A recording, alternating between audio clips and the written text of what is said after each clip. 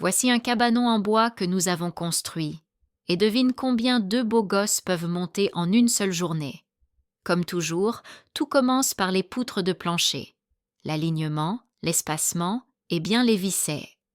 Ensuite, on attaque la première rangée de madriers, 68 mm d'épaisseur, du costaud.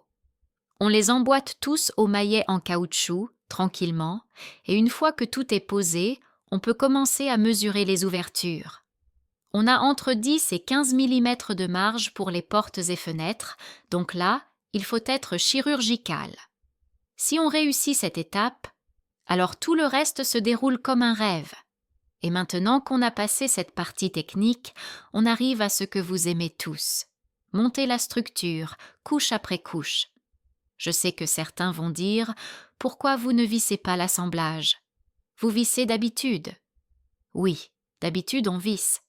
Mais ici, on nous a demandé spécifiquement de ne pas le faire.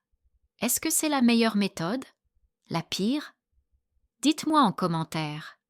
Ce modèle a une petite salle de bain séparée à l'arrière et une grande pièce principale devant. Là, vous commencez à voir les ouvertures des fenêtres se dessiner. Ce sont des doubles vitrages 24 mm oscillo-battants. Franchement, une qualité de fou. Juste avant l'assemblage du toit, on pose le madrier de liaison qui solidarise toute la structure de gauche à droite.